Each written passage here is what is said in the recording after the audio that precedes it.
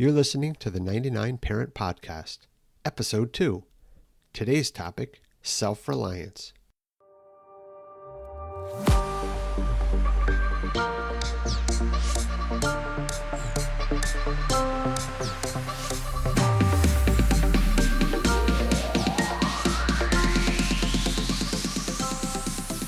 Hi guys, welcome to the 99 Parent Podcast. I'm your host, Bob Riley. In this podcast, we talk about the challenges encountered by both parents and kids in today's fast-paced digital world. Just a quick note before we start, though. Although this and other episodes will deal with concepts in psychology, I'm not a trained psychologist. I'm just a parent who happens to enjoy learning about and applying psychological concepts to improve family life. If you're experiencing serious problems with your child, please consider seeking out a professional to help. Don't go it alone. For today's episode, I'll be drawing heavily on information from the book Beyond Success and Failure by Willard and Marguerite Beecher. I'll also be drawing on material from the book Raising Self-Reliant Children in a Self-Indulgent World by H. Stephen Glenn and Jane Nelson. References to both of these sources are shown in the show notes. So today we'll be talking about a very important concept all parents should be familiar with, self-reliance. Before I do that though, I'd like to quickly review the opposite of self-reliance, dependence. We talked about dependence to a fair degree in episode 1, but I'd like to dig in just a bit more in order to contrast the mindset of dependence with one of self-reliance. If you can remember, dependence is a general mindset where a kid, or adult for that matter, believes they can't tackle what is required of them to effectively live in the world. They require an outside entity to handle much of their life for them. This dependence, this lack of belief in one's own abilities, can wreak havoc on kids. So if we as parents can understand this mindset, it can help us to more effectively raise our children. To best illustrate this, I like to relay a story from when I was a kid. I was a pretty underachieving child. I had very little drive or ambition, or even a very positive outlook on life. For a variety of reasons that I won't go into here, I believe I was way over-empathized with as a child, meaning every complaint of mine, no matter how small, would be taken very seriously by my mother, many times too seriously. This dependent mentality was on display when it came time to mow the lawn once a week. Now, I didn't like mowing the lawn. It was hot, it made me sweaty, and I get grass clippings all over myself. Yuck. However, rather than realizing that I had a job to do and it would be better just to push through it and get over it, instead I'd sit on the front step avoiding the work. I'd end up frittering away a large part of many Saturdays just sitting on the step. Logically, I knew it was dumb to do because I would end up mowing the lawn by the end of the day anyway, since I wasn't allowed to come in until the job was done. The net result of my avoidance? I'd end up burning away my Saturdays for no apparent reason. But the thing is, there was a reason. Emotionally, something inside of me had been reinforced that made sitting on that step the entire day a more desirable option than just doing the work and getting it done with. I somehow felt that if I wished hard enough, the work would go away. Now, over the years, I've thought about how strange it was that I did this. I didn't understand it until I puzzled it out about 10 years ago.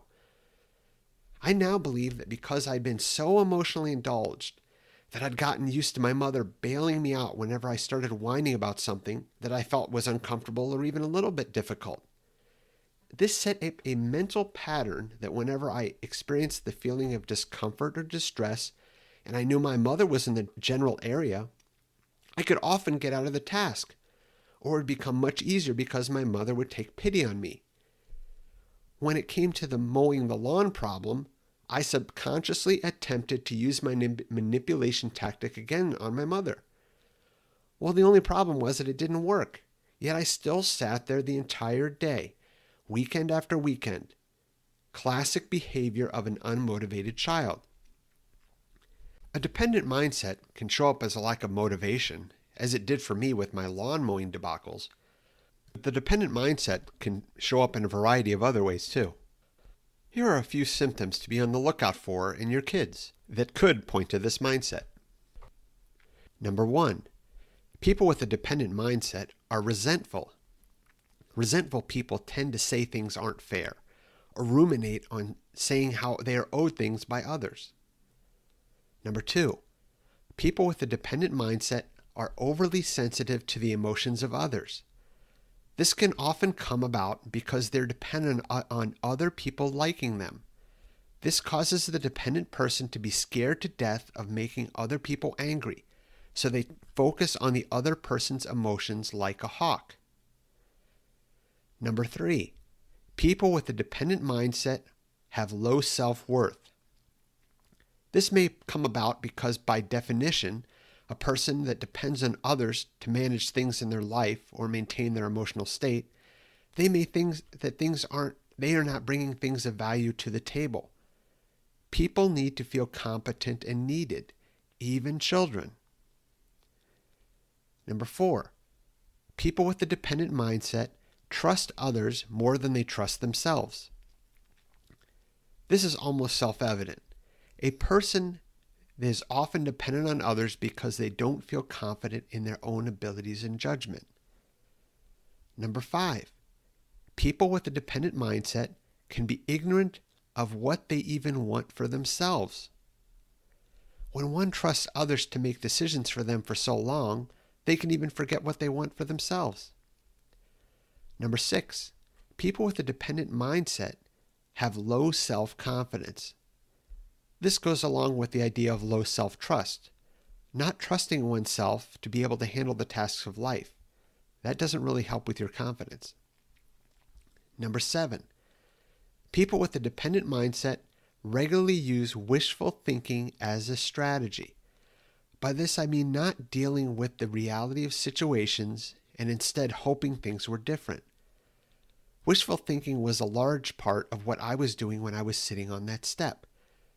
I wished someone would come and rescue me, even though it logically didn't make sense. This can show up always, as someone always saying they hope something will happen or they wish something won't happen. That wishing and hoping points to a mentality that the person doesn't feel empowered. If a child shows symptoms of a dependent mindset, what can we do as parents? In short, we can help create an environment that helps them improve their sense of self-reliance. So what exactly is self-reliance? The dictionary defines self-reliance as reliance on one's own powers and resources rather than those of others. That sounds a bit abstract, doesn't it? Again, to illustrate this, I'd like to tell you another story from my childhood, this time about how I discovered a bit of self-reliance in myself.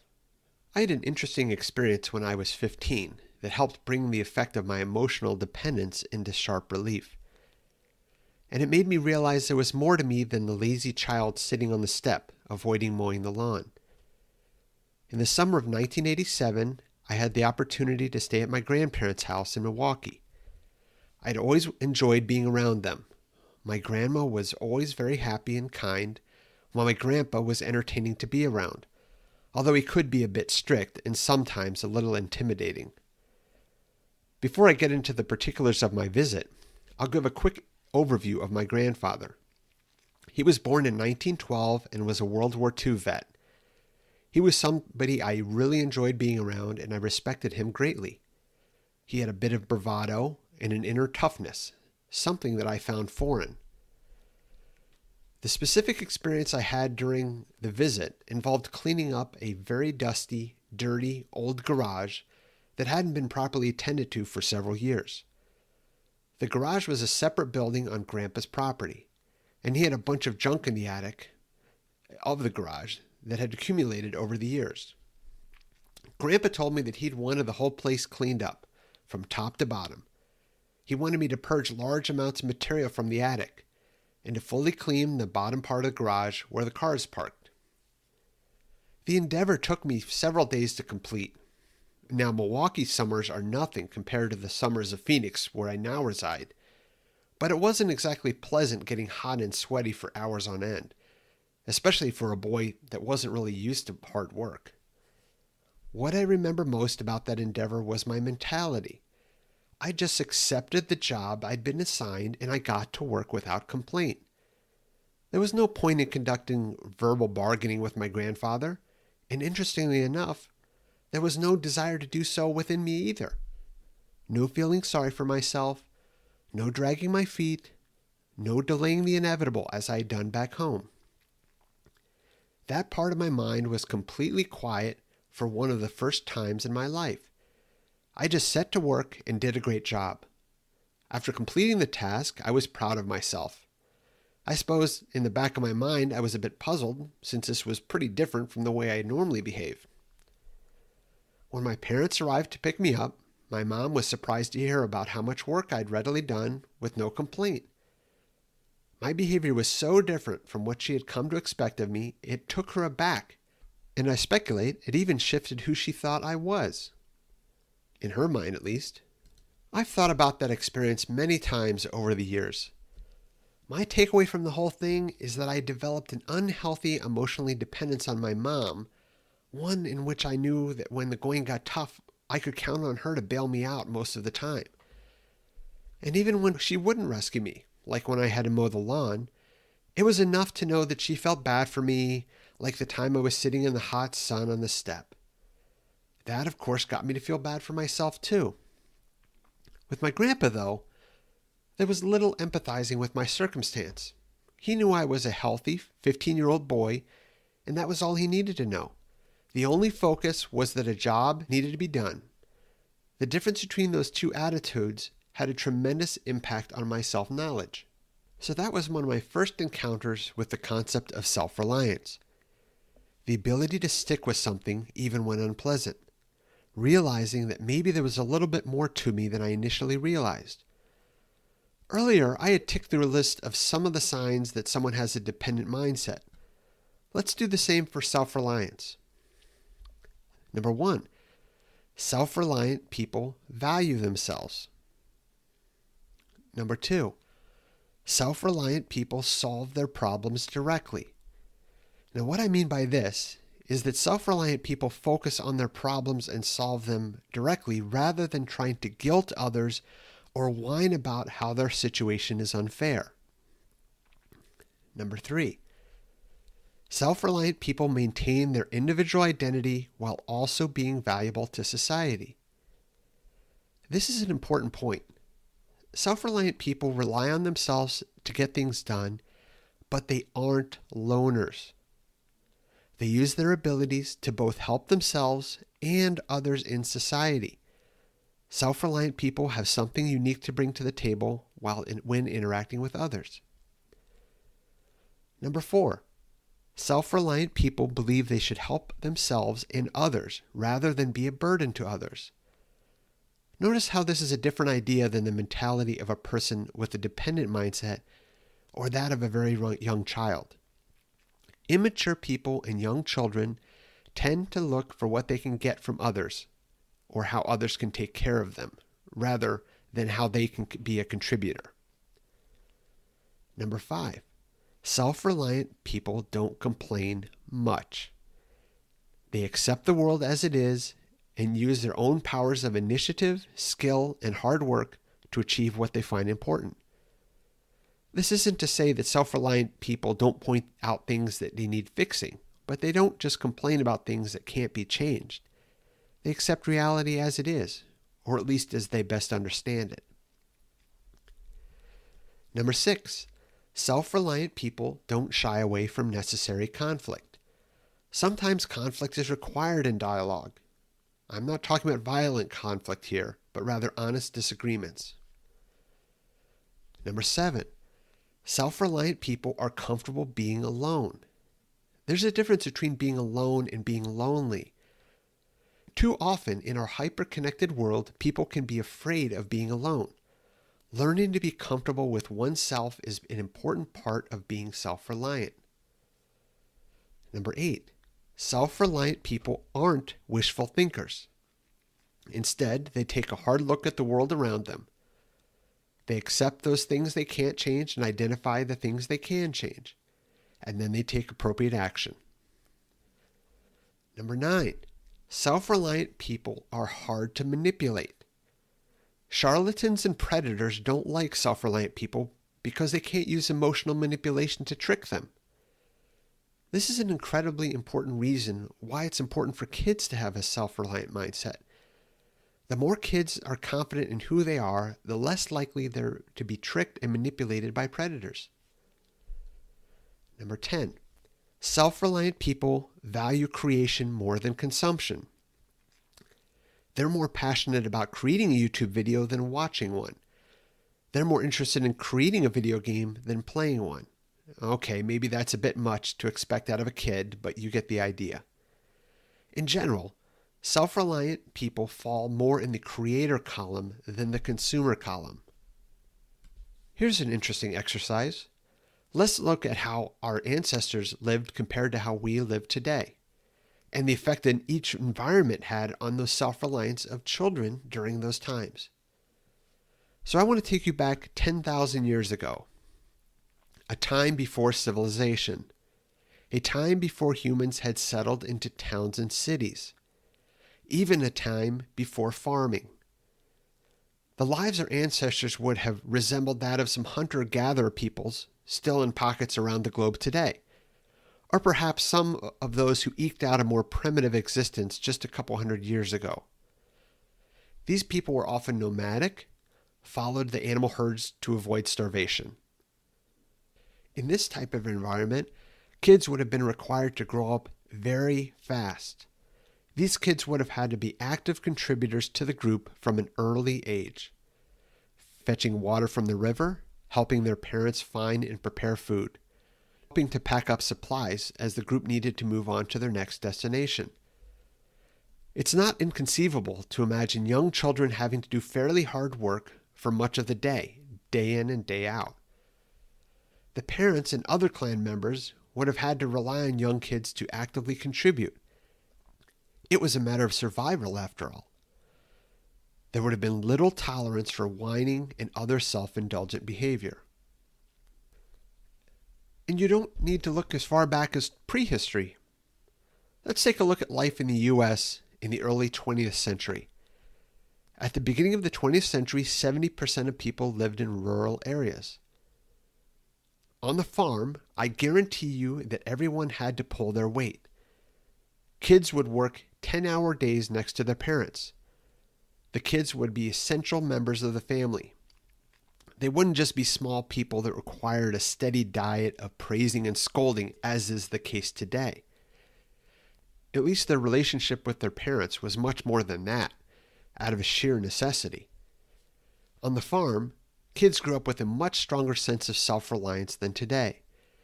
They knew they were needed and given appropriate responsibilities by their parents and extended family. This was required because of the incredible economic and other hardships. So where does this leave us? On the one hand, things are much better today than pre-civilization in early 20th century for obvious reasons. On the other, the vast majority of kids today are growing up in environments that foster dependence rather than self-reliance. And that shows up in problems within the family and even mental health. Okay, that's great, you may say. So kids of earlier generations were much more self-reliant because they needed to be, right? But what can we as parents do today? Our kids aren't required to help us find food or do essential work around the house. Well, to that I say, combining what I've learned from the books that I mentioned earlier, along with my own thoughts, I've come up with a few ideas for how modern parents can help with their kids become more self-reliant. Tip number 1, let kids do more for themselves and allow them to experience the positive and negative consequences of their decisions. By backing off and allowing our kids to control more of their lives, we give them the opportunity to take valuable steps toward maturity and self-reliance. Take a step back for a moment and think about the things you regularly do for your kids. Considering their age, how many of these things shouldn't you have to do? Are you doing some of your child's tasks because you feel that you really need to, or are you just doing them out of habit? Or are you doing them because maybe you've only ever seen your child as immature, irresponsible, not to be trusted with various tasks? I bring these things up because in order for us to be able to decrease some of our behaviors that limit our kids, we have to realize what's causing us to behave in this way. Many times, kids are capable of doing much more for themselves than we allow them to do, but we limit them because of our own mental blocks. Additionally, the views we hold of our children influence how they act, and this can actually limit the level they rise to. With this in mind, as a general rule, it's better to give your kids more, not less, responsibility. Now, this is all great for me to say, but all this stuff is something my wife and I struggle with all the time ourselves. Recently, we've been trying to get our boys to do more for themselves and the family, but this is definitely a work in progress. Here are a few things we've recently added to the list of things our 8-year-olds need to do for themselves. Make their own lunches before school. Use a microwave to heat up their own food. Fold and put away their laundry. Have their room cleaned each weekend or they don't get to play video games until they do. Just a side note here, our boys aren't allowed to play games during the weekdays. This is probably stricter than most parents, but I'll elaborate my thinking behind this policy in a future episode. When it comes to doing things for our kids, I do try to keep the following rule of thumb in mind. Never do for a child what they can do for themselves. Now, I know this isn't realistic to be able to adhere to 100% of the time, but it's something to keep in mind when you're about to do a task that your child may be capable of doing. Tip number 2, give kids real responsibilities. This lets them know they're essential members of the family. Now, we've all heard the advice that kids should have regular chores, but really this is only part of what I'm talking about here.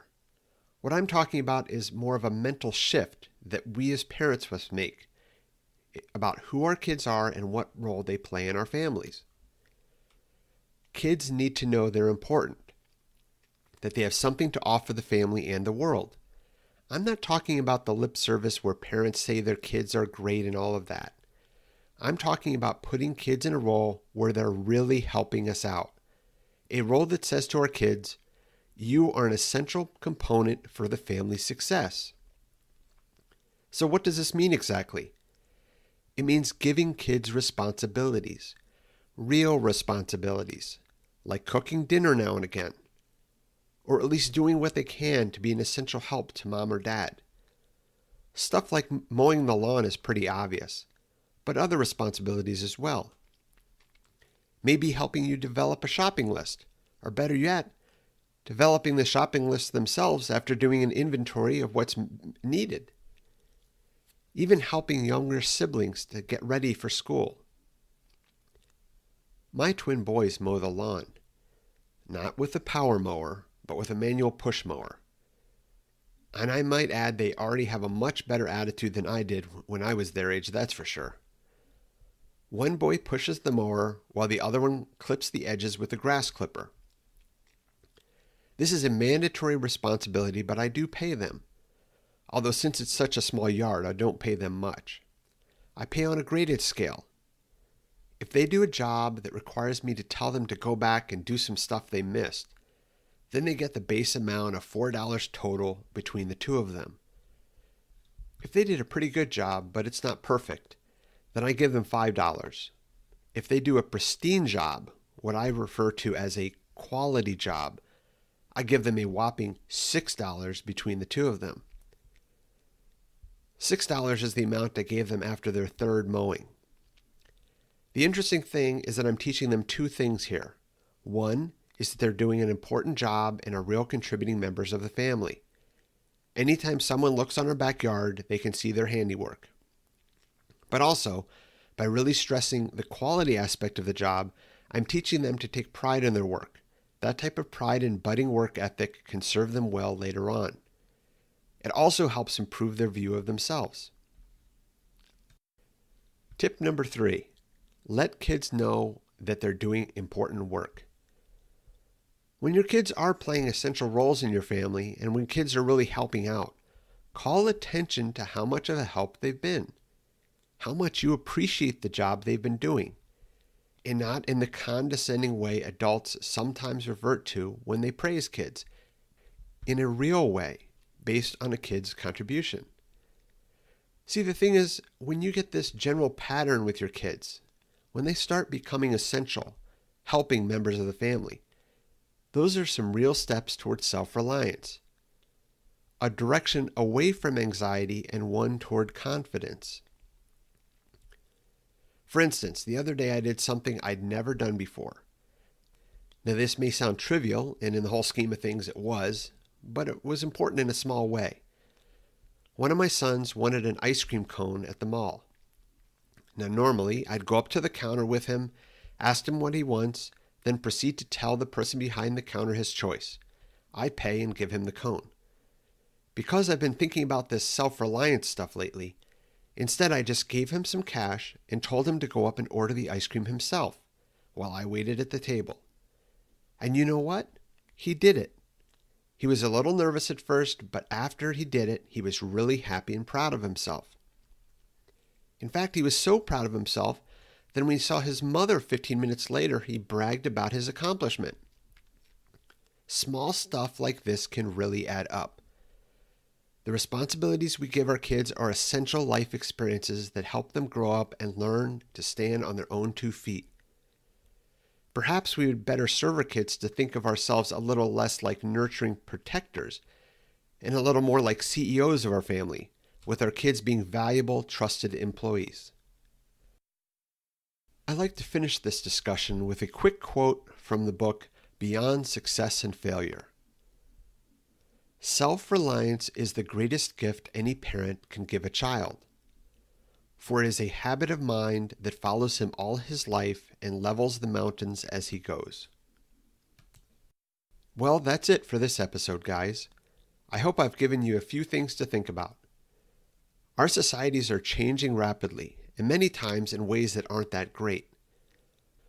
But the good news is that helping our kids become more self-reliant will not only give them confidence and decrease their anxiety, but it will give them the tools to take on life's many challenges, no matter how difficult.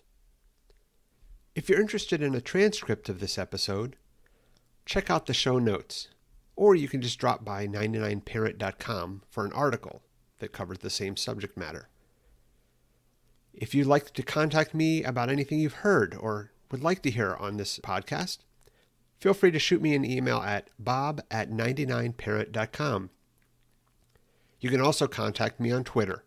My handle is @BobRiley99. That's BOBRILEY 99. Until next time, this is Bob Riley signing off for the 99 Parent Podcast.